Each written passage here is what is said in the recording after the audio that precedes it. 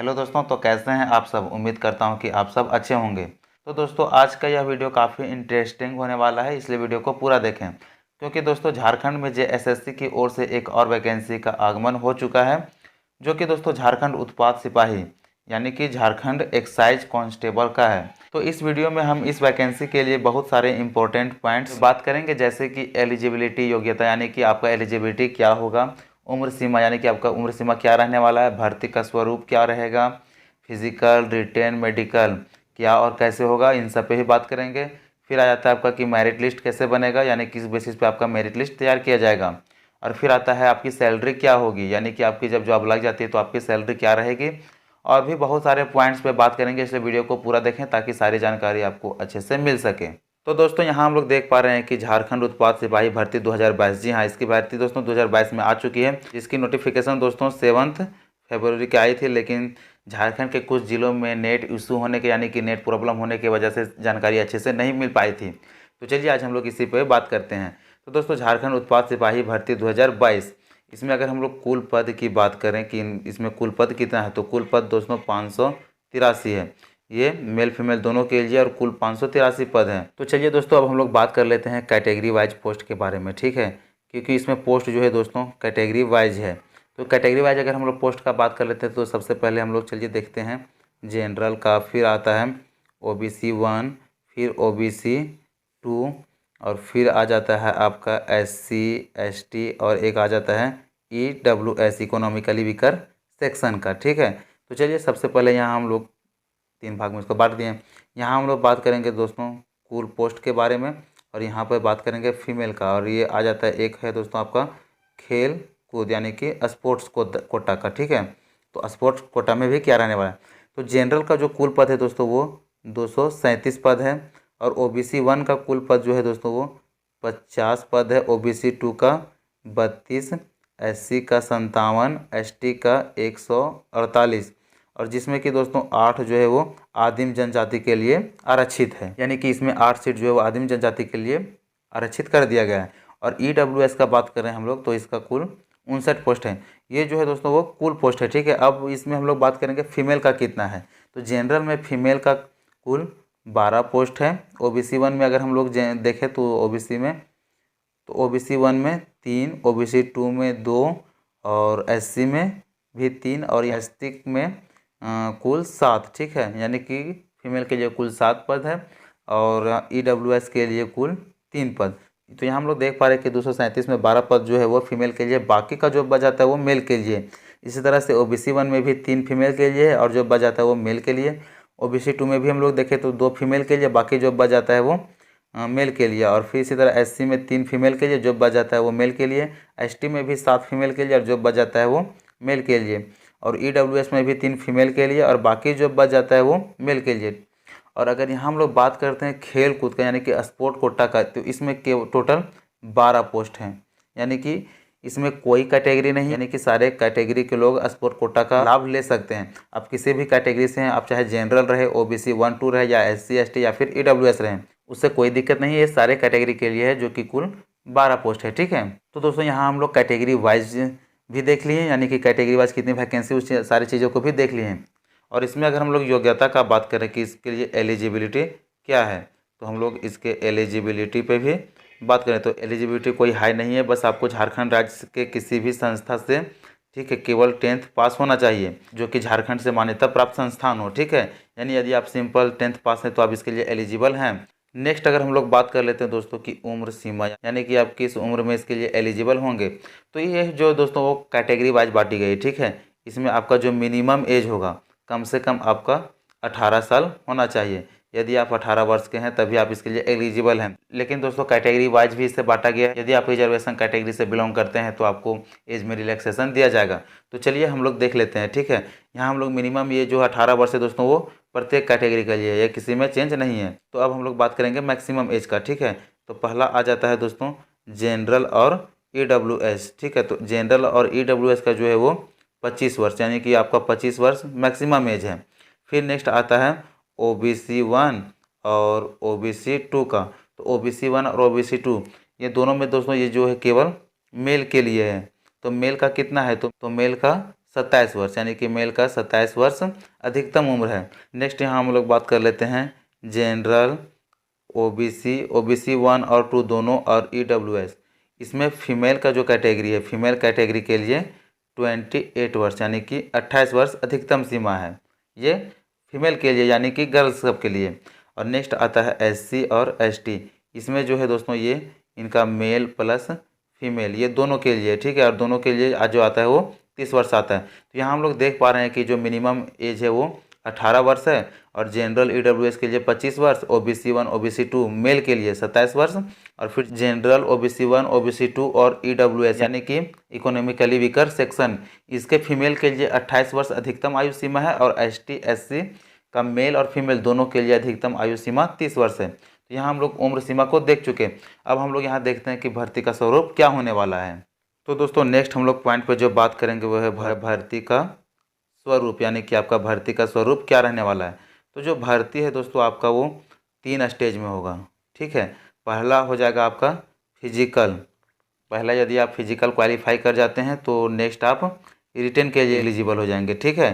यानी कि उसके बाद आपका रिटेन होगा। और थर्ड यानी कि लास्ट आपका जो स्टेज होगा वो होगा मेडिकल, ठीक है। यदि आप पहला फिजिकल क्वालिफाई कर जाते हैं तो फिर आप रिटेन देंगे, रिटेन भी क्वालिफाई कर जाते हैं तो आपका मेडिकल होगा।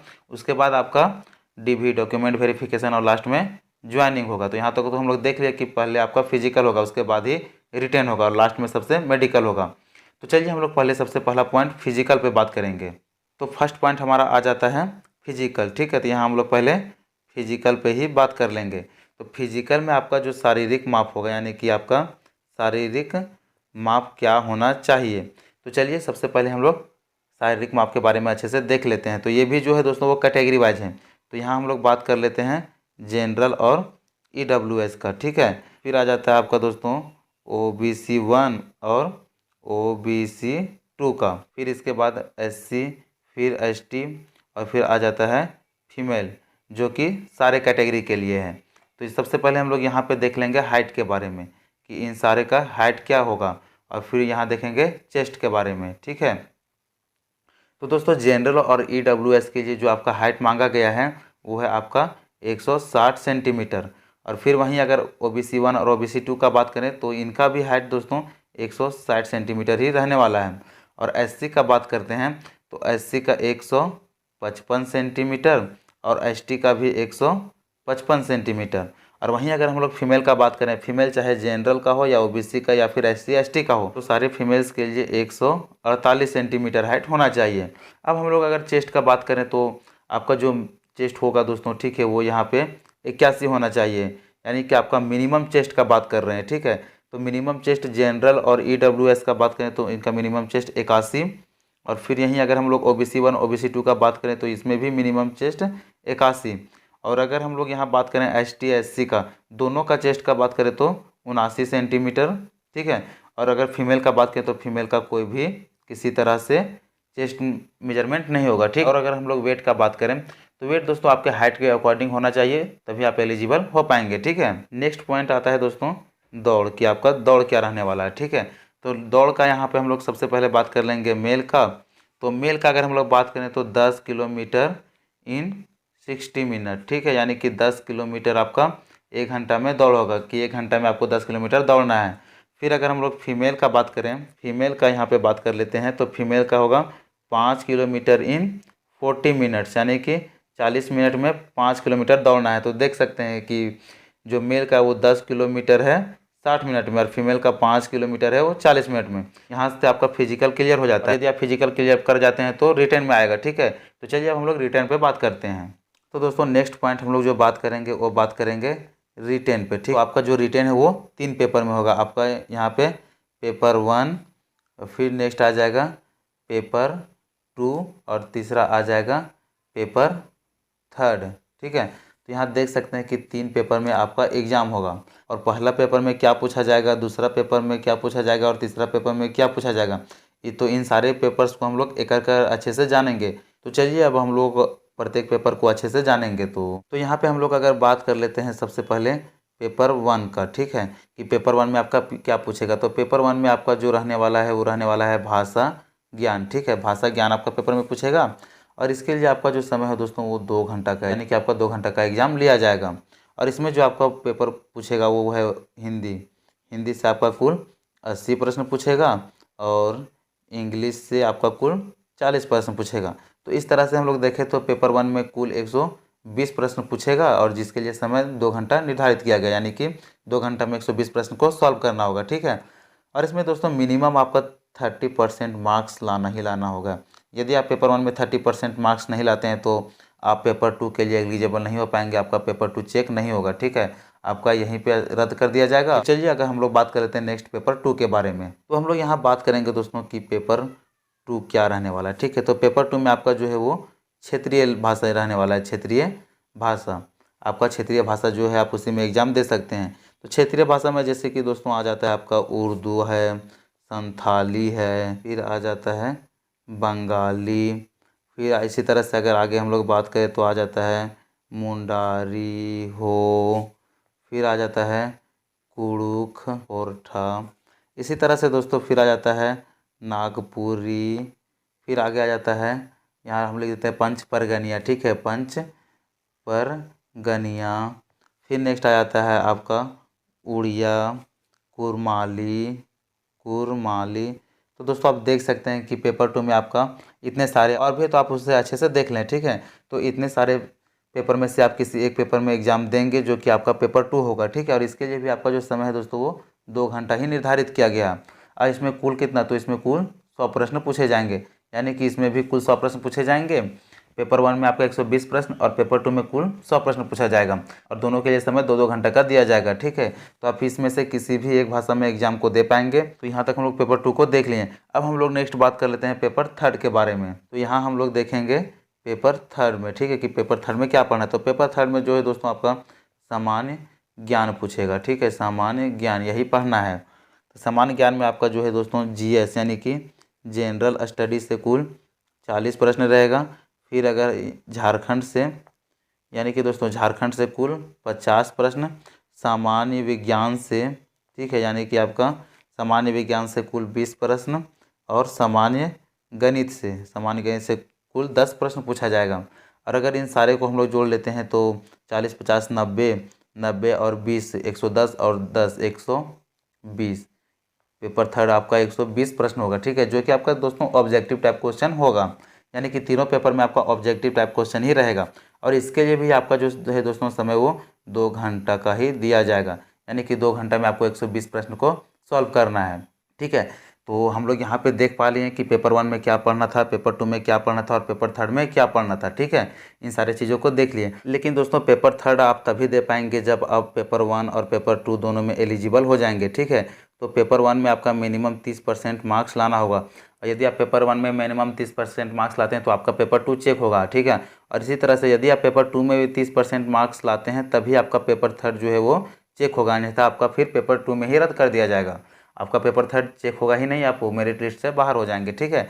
तो यहाँ आप देख पा रहे हैं कि पेपर 1 में भी जरूरी है और पेपर 2 में भी, ठीक है, यानी कि पेपर 1, 2 दोनों को क्वालिफाई करना जरूरी है, अभी आपका पेपर 3 चेक होगा, ठीक है। तो मेरिट भी जो है वो दोस्तों कैटेगरी वाइज ही बनेगा, ठीक है। तो उसमें भी हम लोग अच्छे से बात कर लेते हैं। तो दोस्तों मेरिट किस बेसिस पे बनेगा, चलिए उस पर हम लोग बात कर लेते हैं, क्योंकि मेरिट इसमें जो है वो कैटेगरी वाइज ही बनेगा, ठीक है। तो मेरिट यहाँ सबसे पहले अगर हम लोग देखें तो मेरिट आपका जो है मेरिट पेपर 2 प्लस पेपर 3, यानी कि पेपर 2 में आप कितना मार्क्स लाते हैं और पेपर 3 में कितना मार्क्स लाते हैं, तो दोनों को जोड़ करके आपका मेरिट तैयार किया जाएगा। पेपर 2 आपका क्षेत्रीय भाषा आ जाता है और पेपर 3 सामान्य ज्ञान। तो इन सारे में आप जितना अधिक मार्क्स लाते हैं आप मेरिट में उतने ऊपर जाएंगे, अन्यथा आपका मेरिट डाउन होगा, ठीक है। तो चलिए अब हम लोग थोड़ा सा बात कर लेते हैं कि कैटेगरी वाइज मेरिट मिनिमम क्या होना चाहिए, यानी यदि आपका उससे कम नंबर है तो आप मेरिट में शामिल नहीं हो पाएंगे। तो चलिए इस पर हम लोग बात करते हैं। तो यहाँ हम लोग सबसे पहले बात करेंगे मेरिट में कि मेरिट का कैटेगरी वाइज मेरिट क्या रहेगा, ठीक है। तो यहाँ हम लोग देख लेते हैं जनरल का, फिर जनरल, EWS, फिर OBC 1, OBC 2 और SC ST एवं ST SC एंड फीमेल का, और एक आ जाता है आपका आदिम जनजाति, ठीक है। तो चलिए हम लोग सारे को देख लेते हैं। तो जनरल का यदि है दोस्तों तो आपका मिनिमम 40% मार्क्स लाना होगा। यदि आप 40% लाते हैं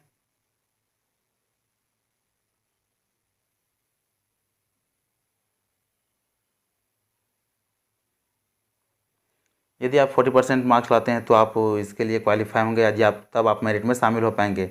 EWS का भी उसी तरह से 40 ही है, ठीक है। OBC 1 का बात करें तो OBC 1 का यहाँ जो है दोस्तों वो 34% है, और यहाँ अगर OBC 2 का बात करें तो OBC 2 का 36.5% रहने वाला है। ST SC और फीमेल इन सारे का बात करें तो 32%, और आदिम जनजाति जो है उनके लिए 30%। तो यहाँ आप लोग देख पाए कि यहाँ 40, 40, 34, 36.5 और 32, 30 जिस भी कैटेगरी से बिलोंग्स करते हैं तो उस कैटेगरी के अकॉर्डिंग आपका इससे नंबर कम आता है तो आप मेरिट में शामिल नहीं हो पाएंगे। आपका मिनिमम इतना मार्क्स आना ही चाहिए, ठीक है, तभी आप मेरिट में शामिल हो पाएंगे, अन्यथा आप मेरिट से बाहर हो जाएंगे। तो दोस्तों हम लोग फिजिकल, ठीक है, फिजिकल और रिटेन इन चीज़ को देख लिया। अब हमारा लास्ट बजाता है मेडिकल की, मेडिकल में क्या होने वाला है। तो चलिए हम लोग अब बात कर लेते हैं मेडिकल पे। तो यहाँ पे हम लोग बात कर लेंगे मेडिकल पे, ठीक है। तो दोस्तों मेडिकल में आप किस कारण से डिस्क्वालीफाई हो जाएंगे उन सारी चीज़ों को एक बार मैं बता देता हूँ, ठीक है। जैसे कि दोस्तों आपका मुड़ा हुआ घुटना नहीं होना चाहिए, ठीक है। धनु पैर यानी कि आपका इस तरह से पैर है, ठीक है। तो किसी लोगों का ऐसा पैर रहता है, किसी लोगों का प्लेन पैर रहता है, तो ये ज़्यादा उठा भी नहीं होना चाहिए और ये प्लेन पैर भी नहीं होना चाहिए, तभी आप डिस्क्वालीफाई हो जाएंगे।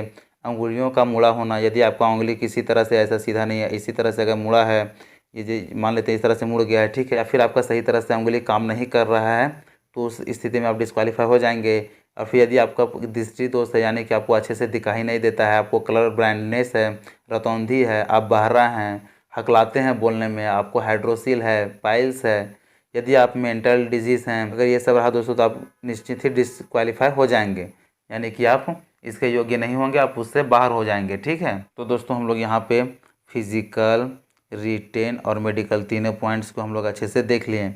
और यदि इसमें भी आपको किसी तरह का डाउट में कमेंट कर बताएं, मैं उसका रिप्लाई ज़रूर दूंगा। नेक्स्ट बात करते हैं दोस्तों की फॉर्म, ठीक है, यानी कि फॉर्म का ऑनलाइन कब से होगा, यानी कि फॉर्म अप्लाई कब से होगा, क्योंकि इसका नोटिफिकेशन तो आ चुका है, लेकिन अब अप्लाई कब से होगा इन सारी चीज़ों को भी हम लोग जानेंगे। तो आपका जो रजिस्ट्रेशन होगा, तो दोस्तों यहाँ जो रजिस्ट्रेशन एंड अप्लाई, रजिस्ट्रेशन और अप्लाई आप कर पाएंगे कब से, तो यहाँ 25/2/2022 से 26/3/2022 तक, यानी 25/2/2022 से 26/3/2022 तक आप अप्लाई कर पाएंगे। और अगर हम लोग पेमेंट का बात कर पाते हैं, किसी तरह से आपका पेमेंट नहीं हो पाता है तो आप 29/3/2022 तक पेमेंट कर सकते हैं, ठीक है। हालांकि आपका पेमेंट अप्लाई के बाद से चालू हो जाएगा, लेकिन आप यदि किसी तरह से पेमेंट नहीं कर पाते हैं, वैसे स्थिति में आप 29/3 यानी कि 29 मार्च 2022 तक पेमेंट कर सकते हैं। कि आपका जो दोस्तों फ़ोटो, सिग्नेचर या फिर प्रिंट आउट ये किसी वजह से छूट जाता है तो आप इसके लिए 1/4/2022 यानी 1 अप्रैल 2022 तक सारा कुछ करवा सकते हैं, ठीक है। फ़ोटो अपलोड करवा सकते हैं, साइन करवा सकते हैं और प्रिंट आउट भी निकलवा सकते हैं। ये जो है दोस्तों ये लास्ट डेट है, इसके पहले तो आप करवा ही सकते हैं, लेकिन यदि आप किसी कारणों से छूट जाते हैं तो आप 1 अप्रैल 2022 तक करवा सकते हैं। और दोस्तों यदि आपका किसी तरह से गलती हो जाता है, फॉर्म भरने में आपसे मिस्टेक हो जाता है, ठीक है, तो आपका उसके लिए भी एडिट का डेट देगा, जो कि एडिट एप्लीकेशन कर पाएंगे और आप अच्छे से सुधार पाएंगे। तो इसके लिए जो दो डेट है दोस्तों वो 2 अप्रैल 2022 से 4 अप्रैल 2022 तक, ठीक है, यानी कि 2/4/2022 से 4/4/2022 तक आप फॉर्म को एडिट करके अपना सुधार कर पाएंगे, ठीक है। तो यहाँ तक दोस्तों हम इम्पोर्टेंट डेट के बारे में बात कर चुके हैं। अब हम लोग थोड़ा सा बात कर लेते हैं कि एप्लीकेशन फ़ी यानी कि अप्लाई फ़ी क्या रहने वाला है, आपको कितना पेमेंट करना पड़ेगा। चलिए अब हम लोग यहाँ पे बात कर लेते हैं कि अप्लाई फ़ी क्या रहने वाला है। तो अप्लाई फ़ी हम लोग दोस्तों अगर बात करें जनरल और OBC 1 और 2 का बात करते हैं तो OBC 1 2 का जो है दोस्तों 100 रुपया लगेगा, ठीक है। और यहाँ SC ST का बात करें तो ST SC का मात्र 50 रुपया लगेगा, ठीक है। आप देख पा रहे हैं कि जनरल का 100 रुपया और ST SC का 50 रुपया लगेगा, जो कि जो आपका दोस्तों नन रिफंडेबल होगा, यानी कि आप एग्ज़ाम दें या ना दें, आप चाहे उसमें कुछ भी आप सेलेक्ट हो ना हो, एग्ज़ाम दें या ना दें, आपका वो पैसा रिटर्न नहीं होगा, जो आपका पैसा कट गया वो कट जाएगा, ठीक है। तो यहाँ तक तो हम लोग आई फ़ी के बारे में देख लें। अब हम लोग सबसे इंटरेस्टिंग पॉइंट से बात करते हैं, जो कि आता है सैलरी। अब हम लोग बात करेंगे सैलरी पे, ठीक है, कि आपका सैलरी क्या रहने वाला है। तो ये जो है झारखंड एक्साइज कांस्टेबल का ये जो जॉब है दोस्तों वो ग्रुप C का जॉब है, यानी कि आपका ग्रुप C का जॉब है, ठीक है, वर्ग का नौकरी है। और इसमें आपका जो पे मैट्रिक्स या लेवल है दोस्तों, आपका वेतनमान जो इसमें रहने वाला है, आपका जो भी वेतनमान पे मैट्रिक्स लेवल 2 के तहत मिलेगा, तो जिसके अंतर्गत आपका आता है 19,900 से 63,200 रुपया। ठीक है, ये इसका दोस्तों वेतनमान रहने वाला है। तो दोस्तों उम्मीद करता हूँ कि ये जानकारी आपको अच्छी लगी और आप यदि इसके एलिजिबल हैं दोस्तों तो आप फॉर्म को जरूर अप्लाई करें। और यदि वीडियो पसंद आए तो वीडियो को लाइक करें, चैनल को सब्सक्राइब कर बेल आइकन प्रेस कर लें।